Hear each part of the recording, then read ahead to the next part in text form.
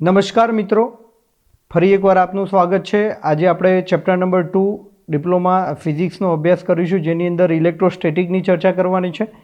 તમે અહીંયા જોઈ શકો છો કે ભાઈ શું હું તમને સમજાવવા માટે આવ્યો છું। ખૂબ જ અગત્યનો ટૉપિક છે, ધ્યાનથી જોજો। દરેકે દરેક ટૉપિક અગત્યનો છે મિત્રો। તો આપણે જે પહેલી જે ચર્ચા કરવાની છે એ પહેલો પોઈન્ટ છે આપણો કુલમ્બનો નિયમ। કુલમ્બનો નિયમ કોને કહેવાય છે? કુલમ્બનો નિયમ ભણતા પહેલાં થોડું આપણે વિદ્યુત ભારો વિશે પણ ભણવું જરૂરી છે। તો વિદ્યુત ભારો એટલે શું પહેલાં તો જુઓ, તો આપણી જોડે સામાન્ય રીતે બે પ્રકારના વિદ્યુત ભારો હશે। એક ધન વિદ્યુત ભાર હશે અને બીજો ઋણ વિદ્યુત ભાર હશે। હવે આ વિદ્યુત ભાર આવે ક્યાંથી? તો કોઈ પણ પદાર્થ હોય, જેમ કે મારી જોડે આ પેન છે, તો આ પેન જે છે એ અમુક મટીરિયલની બનેલી છે। તો આ જે મટીરિયલ છે એ ઘણા બધા હોય, કોપર હોઈ શકે, એલ્યુમિનિયમ હોઈ શકે, લોખંડ હોઈ શકે। તો એની અંદર એનું જે પરમાણુ, એના કેન્દ્રમાં પ્રોટોન અને ન્યુટ્રોન હોય અને આજુબાજુની કક્ષાઓમાં ઇલેક્ટ્રોન હોય। હવે તમે જાણો છો કે ભાઈ આપણો જે ઇલેક્ટ્રોન છે એ ઋણ વિદ્યુત ભારિત છે, એનો ચાર્જ ઋણ છે, અને પ્રોટોન છે એનો ચાર્જ છે ધન। એટલે બે પ્રકારના વિદ્યુત ભાર હશે મિત્રો, એક ધન વિદ્યુત ભાર હશે અને બીજા ઋણ વિદ્યુત ભાર હશે। બીજું જે ઇલેક્ટ્રોન છે ઋણ વિદ્યુત ભાર, એનું મૂલ્ય કેટલું છે? તો 1.6 × 10⁻19 કુલમ્બ છે। હવે આ જે કુલમ્બ એ ક્યાંથી આવે છે? તો એ આવે છે કુલમ્બના નિયમ ઉપરથી। મતલબ કુલમ્બ નામના વૈજ્ઞાનિકે આની શોધ કરી છે, એટલે એના માનમાં એને કુલમ્બ એકમ આપ્યો છે વિદ્યુત ભારનો। તો વિદ્યુત ભાર બે પ્રકારના, ધન અને ઋણ, આટલું તમને ખ્યાલ આવી ગયો હશે। એક નાની સૂક્ષ્મ રચના છે, એટલે આપણે ધ્યાન મગજમાં કન્સિડર કરવું પડશે કે ભાઈ ધન અને ઋણ એમ વિદ્યુત ભારો હોય।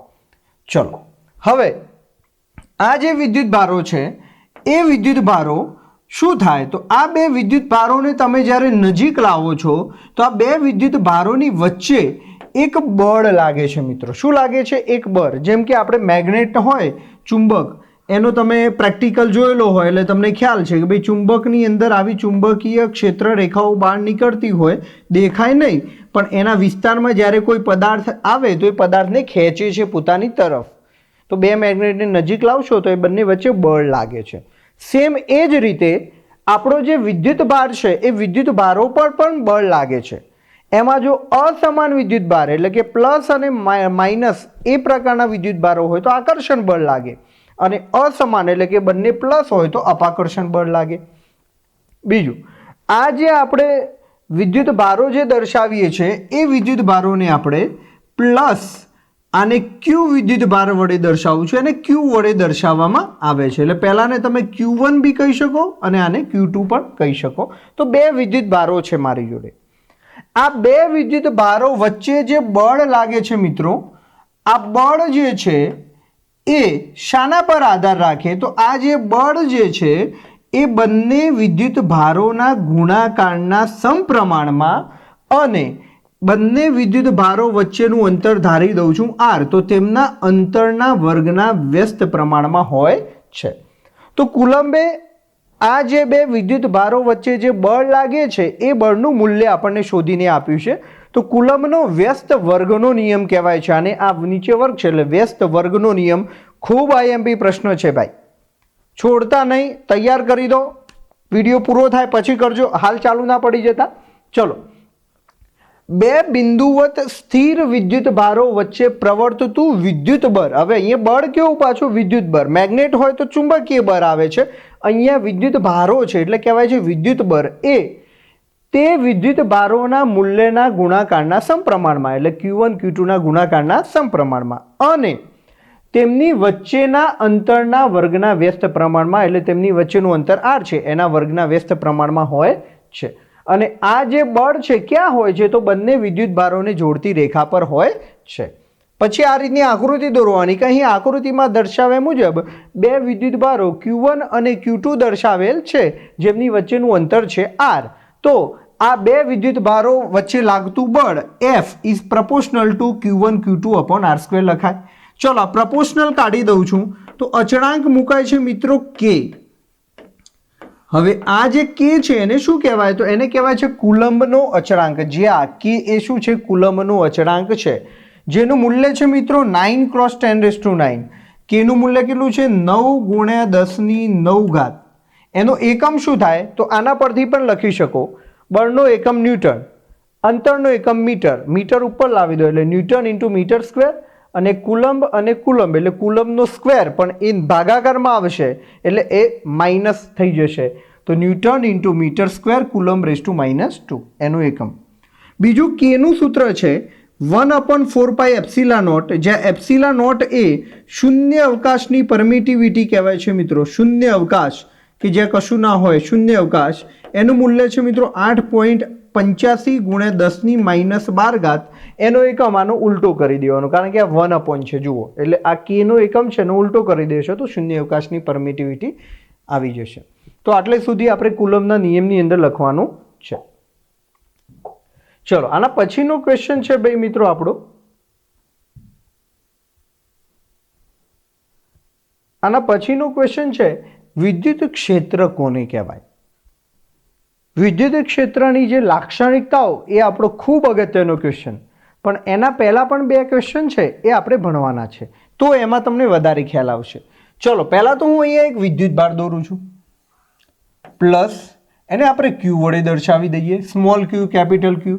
બીજો વિદ્યુત ભાર દોરું છું એને ઋણ કહું છું એટલે -q વિદ્યુત ભાર છે.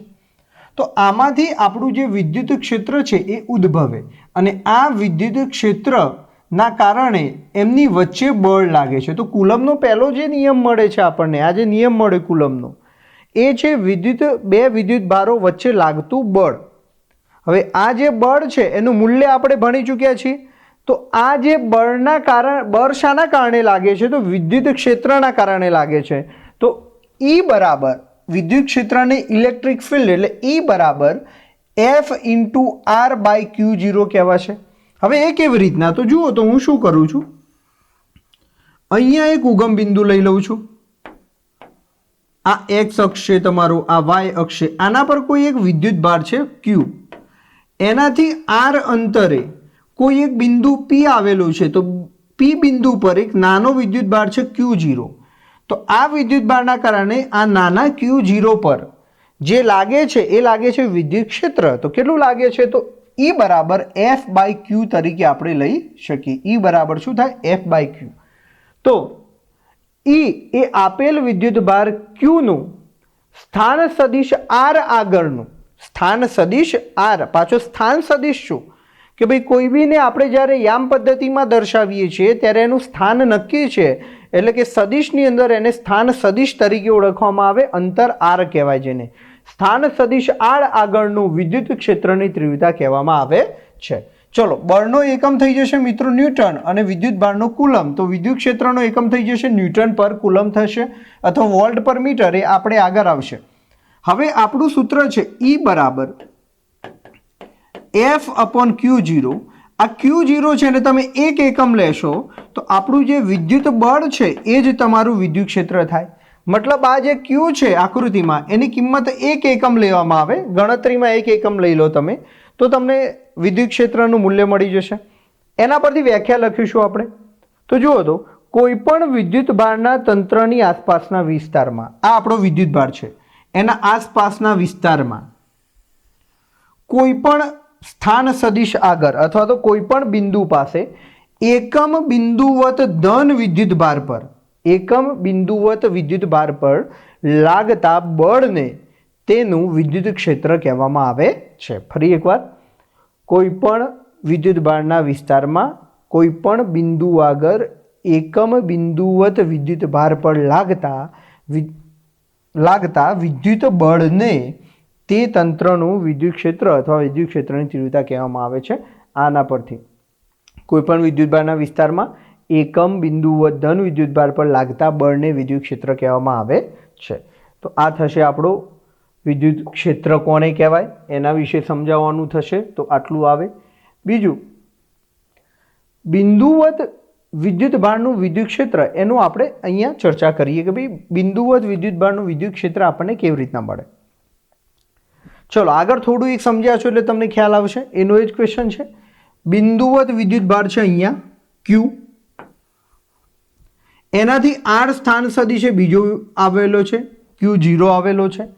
તો તમને ખબર છે કે ભાઈ વિદ્યુત ક્ષેત્ર એકમ બિંદુવત વિદ્યુત ભાર જે છે એનું થી દૂર આર સ્થાને આવેલા બિંદુએ Q0 પર લાગતું વિદ્યુત ક્ષેત્ર તો F/Q0 થાય.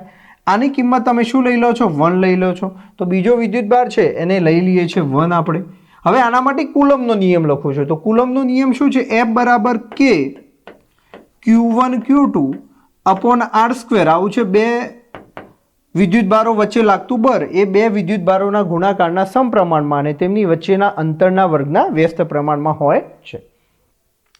પહેલો વિદ્યુત ભાર છે કેપિટલ Q.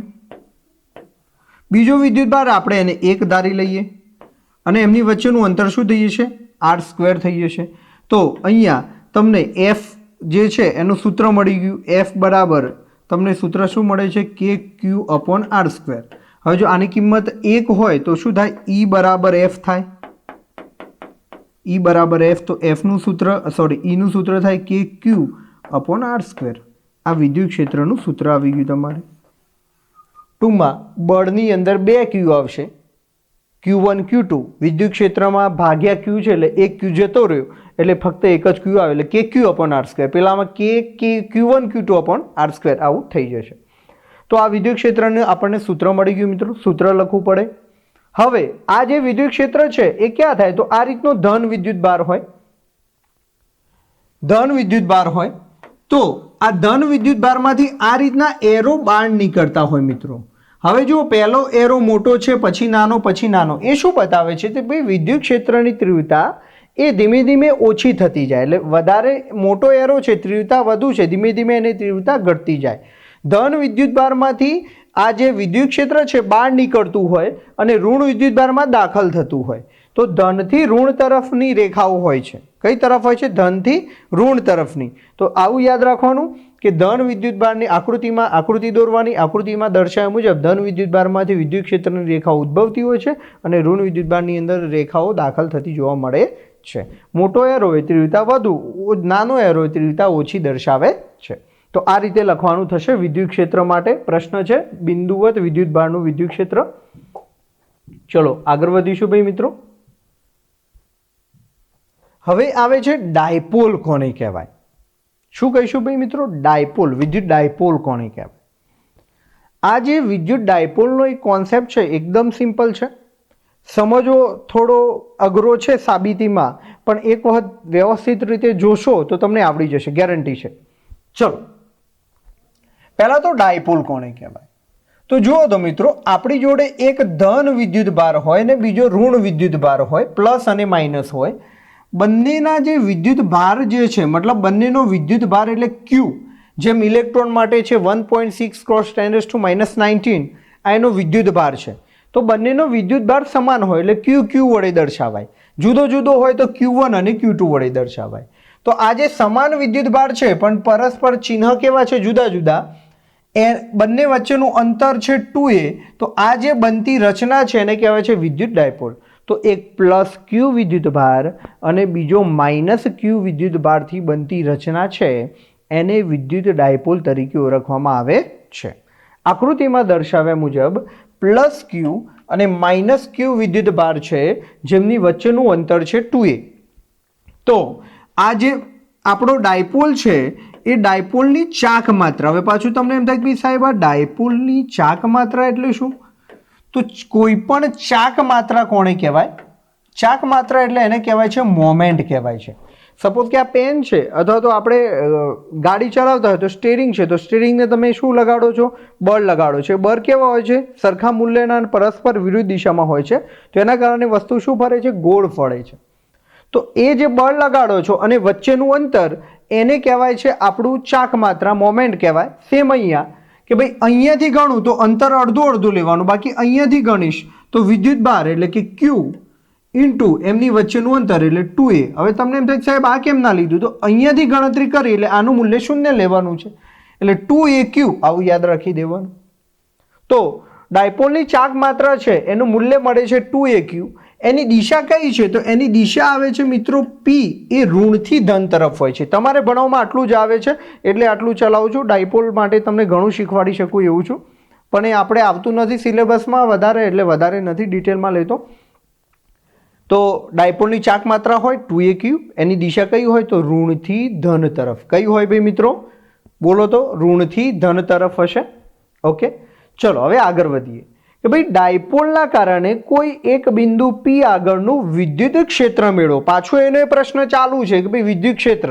પહેલા બિંદુ હતું વિદ્યુત ભારનું હતું એક બિંદુ માટે, હવે બે વિદ્યુત ભારો થયા. ચલો, તો એની પહેલાં તો તમને આકૃતિ સમજાવો કે ભાઈ શું કહેવા માગે છે. આકૃતિ એક ખાસ સમજવી પડે એવી છે. તો જુઓ, તો અહીંયા લઉં છું. આપણે બે વિદ્યુત ભારો બતાવી દેવાના મિત્રો. તમને ખબર છે, એક આપણે પ્લસ વિદ્યુત ભાર લઈએ, માઇનસ, એટલે કે આ છે તમારો પ્લસ ક્યુ અને આ છે તમારો માઇનસ ક્યુ. આવા બે વિદ્યુત ભારો છે. બંને વચ્ચેનું અંતર શું છે? એ. એટલે એને અહીંયા આ પોઈન્ટને ઉગમ બિંદુ કહી દઉં છું. ઉગમ બિંદુ આ આપણી એક્સ અક્ષ છે, એટલે આનું અંતર ઉપરનું એ થઈ જશે, અહીંયાથી અંતર એ થઈ જશે. ચલો, હવે આ બે વિદ્યુત ભારથી કોઈ એક અંતરે બિંદુ P આવેલું છે, જ્યાં આગળ મારે વિદ્યુત ક્ષેત્ર જોઈએ છે. જ્યાં આગળ શું જોઈએ છે? મારે વિદ્યુત ક્ષેત્ર જોઈએ છે. તો આ જે વિદ્યુત ક્ષેત્ર છે એ આપણો જે આ P છે એ ઉગમ બિંદુથી Z જેટલા અંતરે છે. કેટલા અંતરે છે મિત્રો? Z જેટલા અંતરે છે. આટલું તમને ખબર હોવી જોઈએ. અલગ કલરથી એટલે દોર્યો છે. આપણા ડાયપોલથી એના ઉગમ બિંદુથી Z જેટલા અંતરે બિંદુ P આવેલું છે. ચલો, હવે આ આકૃતિ આખી સમજી લીધી તમે. આમાં થોડું કોમ્પ્લિકેટેડ લાગે છે, અહીંયા સમજી જશો તમે આરામથી. ચલો, હવે આ P આગળ મારે વિદ્યુત ક્ષેત્ર જોઈએ છે. તો વિદ્યુત ક્ષેત્રનું સૂત્ર ડાયરેક્ટ પણ લખી શકો તમે. સૂત્ર મેં તમને કીધું, આમાં એક જ ક્યુ આવે એટલે KQ/R² કહેવાય. તો પહેલો વિદ્યુત ભાર છે પ્લસ ક્યુ, તો આપણે લખવાનું પ્લસ ક્યુ વિદ્યુત ભારના કારણે બિંદુ P આગળનું વિદ્યુત ક્ષેત્ર E પ્લસ બરાબર સૂત્ર થઈ જશે તમારો K. ક્યુ કેવો છે? પ્લસ, એટલે પ્લસ જ આવે છે, ભાગ્યા એનું અંતર. હવે ચલો, આ વિદ્યુત ભારથી P નું અંતર, ટોટલ અંતર છે Z. ટોટલ અંતર કેટલું છે? Z. આટલું છે A, તો આટલું અંતર કેટલું થઈ જશે? Z minus A. શું થઈ જશે? Z minus A. તો અહીંયા આવી જશે Z માઇનસ A નો વર્ગ. આવું આવી જાય. ચલો, માઇનસ ક્યુ વિદ્યુત ભારથી લઈએ. તો માઇનસ ક્યુ વિદ્યુત ભારથી E માઇનસ શું થઈ જશે? E માઇનસ, ચલો, તો E minus is equal to minus KQ upon, ચલો માઇનસ કેમ લખ્યા? તો આ વિદ્યુત ભાર શું છે? ઋણ છે, એટલે Q અહીંયા લખ્યો, માઇનસ આગળ લખ્યું છે. અંતર કેટલું થાય? તો આ Z તો છે જ, બીજું આટલું વધારાનું તમારું A એડ થાય એટલે થઈ જશે Z પ્લસ A. તો અહીંયા સૂત્ર લખવાનું Z પ્લસ A નો વર્ગ. આવું થઈ જશે. તો E પ્લસ અને E માઇનસ એટલે વિદ્યુત ક્ષેત્ર આવ્યું, પહેલા વિદ્યુત ભારના કારણે, બીજા વિદ્યુત ભારના કારણે. ચલો, હવે આને કેવી રીતના લખી શકાય એ આગળ પણ સમજીશું. ના ખ્યાલ આવ્યો તો ફરી એક વખત થોડું રિવાઇન્ડ કરીને ચેક કરી લો મિત્રો.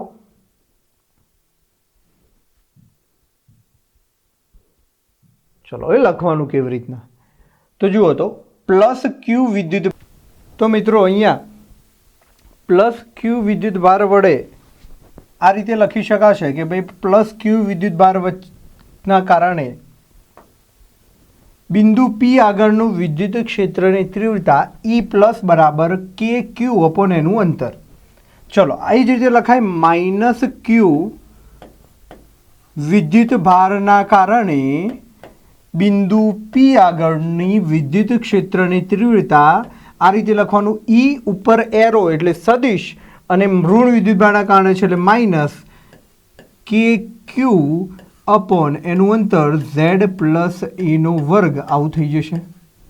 P જે લખ્યો છે, P ની ઉપર કેપ કરી છે, એવું દર્શાવે છે, P નો એકમ સદિશ દર્શાવે છે, ચાક માત્રાનો એકમ સદિશ. હવે સંપાતપણાના સિદ્ધાંત મુજબ, ઘણી વખત તમારે સંપાતપણાનો સિદ્ધાંત આવી ચૂક્યો હશે, તો આ સિદ્ધાંત મુજબ શું થઈ શકે? તો આપણું જે કુલ ડાયપોલનું વિદ્યુત ક્ષેત્ર જે છે એ થઈ જશે પ્લસ વિદ્યુત ભારના કારણે વિદ્યુત ક્ષેત્ર અને માઇનસ વિદ્યુત ભારના કારણે વિદ્યુત ક્ષેત્ર, બંનેનો શું થઈ જશે? સરવાળો થઈ જશે. તો અહીંયા લખી દઉં છું, પહેલા માટે થઈ જશે plus KQ upon Z minus એનો વર્ગ, પાછળ એકમ સદિશ નથી લખતો ગણતરી કરવા, ચલો માઇનસ કે ક્યુ અપોન ઝેડ પ્લસ એનો વર્ગ આવું થઈ જશે. ચલો આપણે શું કરીએ, કે ક્યુને બહાર કાઢી દઈશું અહીંયા. તો નીચે અહીંયા બે પદ છે જુઓ, એક છે ઝેડ માઇનસ એ, બીજો છે ઝેડ પ્લસ એ.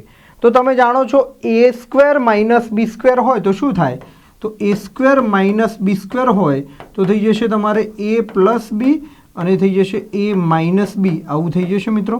તો એ પ્લસ બી થાય ને શું થઈ જાય, એ માઇનસ બી થઈ જશે. તો એ જ રીતે અહીંયા થઈ જશે ઝેડનો વર્ગ માઇનસ એનો વર્ગ થઈ જશે, એનો કૌંસ બાર વર્ગ તો લખી જ નાખવાનું. કે ક્યુ બાર જતા રહે. હવે આ પ્લસ વાળું પદ ઉપર જશે, આ પદ આમ જશે. હવે આનો ઝેડ પ્લસ એના વર્ગનું સૂત્ર શું છે, તો પહેલાનો વર્ગ એનો વર્ગ પ્લસ 2ab પ્લસ બી સ્ક્વેર આવું છે ને.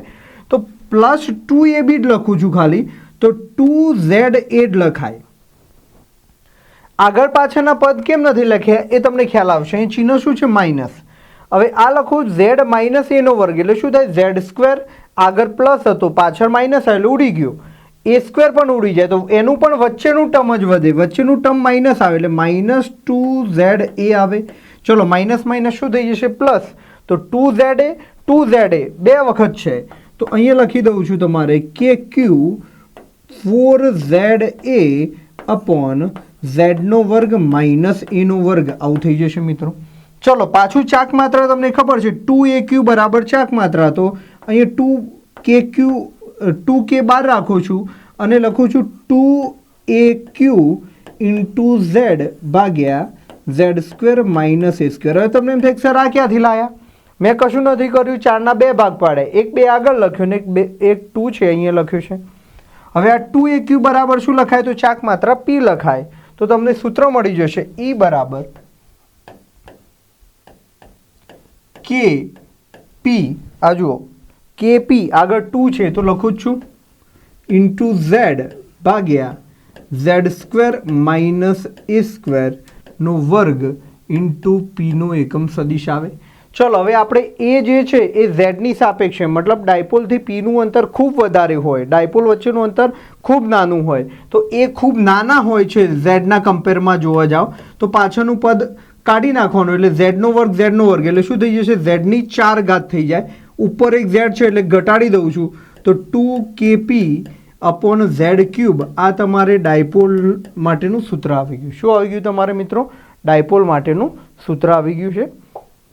તો આ રીતે તમારે એક વખત જોઈ અને લખી નાખજો ભાઈ મિત્રો, ડાયપોલ માટે વિદ્યુત ક્ષેત્ર મળ્યું છે. ચલો હવે છે એક ખૂબ જ અગત્યનો ક્વેશ્ચન. અગત્યનો ક્વેશ્ચન એટલા માટે કે ભાઈ વારંવાર આ ક્વેશ્ચન પૂછાતો હોય છે. શું છે ક્વેશ્ચન, તો ક્વેશ્ચન છે અહીંયા વિદ્યુત ક્ષેત્રની લાક્ષણિકતાઓ લેવાની છે આપણે. શું લેવાની છે, લાક્ષણિકતાઓ. ખૂબ અગત્યનો ક્વેશ્ચન, 3 થી 4 લાક્ષણિકતાઓ લખવાની પૂછાશે. તો જુઓ તો લાક્ષણિકતાઓ શું છે, તો પહેલું તમને મેં સમજાવ્યું છે કે ભાઈ એક આપણો ધન વિદ્યુતભાર હોય, એક ઋણ વિદ્યુતભાર હોય. તો ધન વિદ્યુતભારમાંથી ક્ષેત્ર રેખા બહાર આવે અને ઋણ વિદ્યુતભારમાં શું થતી હોય છે, દાખલ થતી હોય છે. તો પહેલો જ મુદ્દો કે વિદ્યુત ક્ષેત્ર રેખાઓ ધન વિદ્યુતભારમાંથી ઉદ્ભવે અને નજીકના ઋણ વિદ્યુતભારમાં અંત પામે છે. પહેલો મુદ્દો ધન વિદ્યુતભારમાંથી ઉદ્ભવે અને નજીકના ઋણ વિદ્યુતભારમાં અંત પામે છે. ખૂબ આઈએમપી પ્રશ્ન છે, વારંવાર કહું છું તમને. બીજો મુદ્દો કે ભાઈ કોઈપણ બિંદુએ દોરેલો સ્પર્શક એ વિદ્યુત ક્ષેત્રની દિશા દર્શાવે છે. તો બીજો મુદ્દો યાદ રાખવાનો છે, સ્પર્શક વાળો મુદ્દો છે. કોઈપણ બિંદુએ દોરેલો સ્પર્શક એ તે બિંદુ આગળ ક્ષેત્રની દિશા દર્શાવે છે. બીજો મુદ્દો થયો. ત્રીજો મુદ્દો કે ક્યારેય બે ક્ષેત્ર રેખાઓ એકબીજાને સ્પર્શે નહીં, એકબીજાને છેદે નહીં. જો એકબીજાને છેદે તો એક જ બિંદુ આગળ આપણને 2 સ્પર્શક મળે. એક જ બિંદુ આગળ શું મળે આપણને, 2 સ્પર્શક મળે. તો 2 સ્પર્શક એ 2 વિદ્યુત ક્ષેત્રની દિશા દર્શાવે જે શક્ય છે નહીં. એટલા માટે 2 ક્ષેત્ર રેખાઓ ક્યારે એકબીજાને છેદતી હોય નહીં. તો બીજું જે મુદ્દો છે એ છેદનવાળો યાદ રાખવાનો કે ભાઈ એકબીજાને ક્યારે છેદે નહીં. ત્રીજો મુદ્દો આ રીતની આકૃતિ દોરવાની છે ત્રીજા મુદ્દામાં. ચોથા મુદ્દામાં શું છે તો કોઈ પણ વિદ્યુત ભાર હોય એ વિદ્યુત ભારની ક્ષેત્ર રેખાઓ ક્યારેય બંધ ગાળા રચતા નથી. બંધ ગાળા એટલે શું કે ભાઈ ક્ષેત્ર રેખા નીકળી ત્યાંથી ત્યાંની ત્યાં પાછી આવી જાય, મતલબ કે એકની એક જગ્યાએથી નીકળે ને એકની એક. તમને ખબર છે કે ભાઈ ધન વિદ્યુત ભાર હોય એમાંથી ક્ષેત્ર રેખાઓ બહાર જ નીકળે, ક્યારેય અંદર દાખલ થાય નહીં, એટલે બંધ ગારો ક્યારેય રચાવાનો નથી. તો ક્યારેય બંધ ગારા રચતી નથી. છેલ્લો મુદ્દો છે.